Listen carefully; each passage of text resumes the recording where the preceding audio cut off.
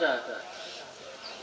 मैं तर्क कर रहा हूँ कि जब तक जीना चाहते हैं, जीवन की जब तक चाह है तब तक मृत्यु असंभव ही है। तो जीवन की चाह जब समाप्त हो जाएगी तभी ना मृत्यु से बचा जा सकता है।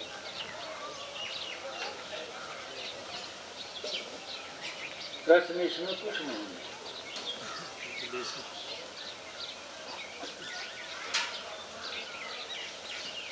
तो मृत्यु से कैसे बचा जा सके इसका प्रश्न है।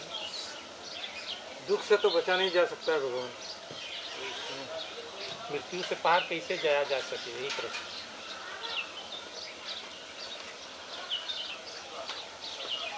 जाना चाहते हैं जो लोग वही समझेंगे इस बात को।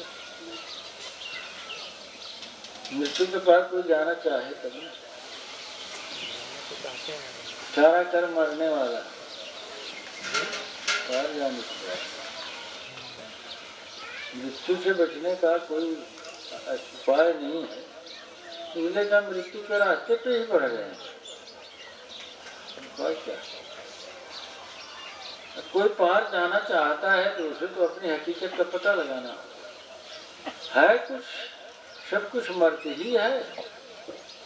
चार्वाक सिद्धांत के अनुसार सब कुछ मर्त में भस्मीभूतस्य देहस्य खत्म। अध्यात्मवादियों के हिसाब से नहीं, इस शरीर के साथ सब कुछ नष्ट नहीं होता। सूक्ष्म शरीर निकल जाता है इसमें से और फिर वो फिर यात्रा करता है निशरीर।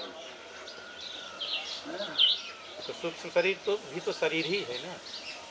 नहीं तो शरीर तो है लेकिन वो पिंड नहीं है ना। इस शरीर को, भौतिक शरीर को पिंड कहा जाता है, उसे सूक्ष्म शरीर कहा जाता है। उसका रंग है, उसका आकार है, उसका प्रकार है, फिर कारण शरीर है, फिर महाकारण शरीर है। सब एकदम निर्धारित क्रम है। निकलना तो तब माना जाएगा जब सारे शरीरों से निकल जाए, अशरीरी भाव में। सारे शरीरों से छूट। आम आदमी स्थूल शरीर से ही निकल पाता है। मृत्यु की घटना स्थूल शरीर का सूक्ष्म से योग है। निर्वाण है इसके आगे की प्रक्रिया में। महापरिनिर्वाण जो है वह सारे शरीरों से निकल जाने की बात। ऐसे पढ़ा होगा कि बुद्ध को निर्वाण मिला बुद्धत्व के समय। नहीं समझ रहे? क्या शरीर से भेद हो गया, उनका अलग हो गई चेतना शरीर। निर्वाण हो गया, वासना खत्म हो गई, निर्वाण हो गया। वासना खत्म हो गई, अहंकार का नाश हो गया, मनोनाश और निर्वाण हो गया। लेकिन महापरिनिर्वाण नहीं हुआ। 42 साल बाद फिर महापरिनिर्वाण होता है। वो अपनी तीनों शरीरों को अपने संकल्प शक्ति से फेंकते हैं अंतरिक्ष में, सूक्ष्म कारण महाकारण को। क्योंकि तीनों शरीरों तक ही व्यक्ति भाव है। सूक्ष्म कारण महाकारण तक ही। महाकारण नीले कलर का है, कारण शरीर काले रंग का है, सूक्ष्म शरीर सफेद रंग का। अच्छा ठीक है, तीनों शरीरों को उन्होंने फेंका और फिर वो महापरिनिर्वाण में चले गए इस घोषणा के साथ, मैं फिर लौटूंगा 2500 साल बाद। मैंने करीब करीब यही समय 150 साल का। तो कोई व्यवस्था हो नहीं पाई।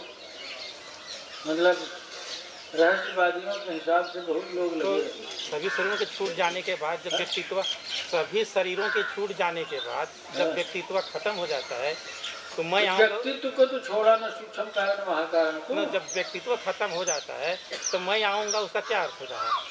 वही व्यक्तित्व फिर आएगा और क्या, वही शरीर। मैं तो वहाँ नहीं रहना। नहीं मैं नहीं तो और क्या, बुद्ध का मतलब क्या हुआ? अच्छा वो पर मैं। हाँ, साथ में शरीर में तो कोई न बुद्ध है न आप है न मैं, कोई नहीं।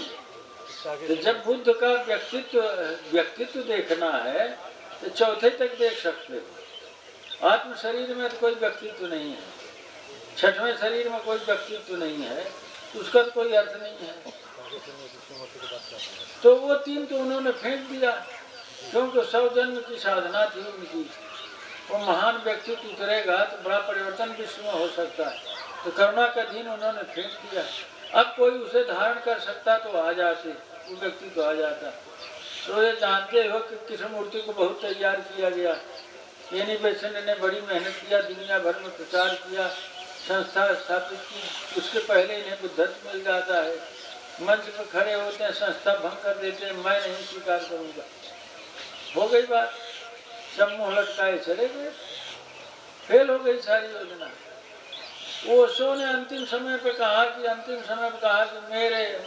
मैंने स्वीकार किया। अंतिम समय पे, वो भी पता नहीं कितना। अगर वीडियो पसंद आया हो तो प्लीज़ लाइक, शेयर और सब्सक्राइब करें। साथ में बेल आइकन भी दबा दें, जिससे नए वीडियो की सूचना आप तक पहुंच सके। इसके साथ ही अपने मित्रों को, परिवार वालों को, स्वजनों को चैनल सब्सक्राइब करने में सहयोग करें। धन्यवाद।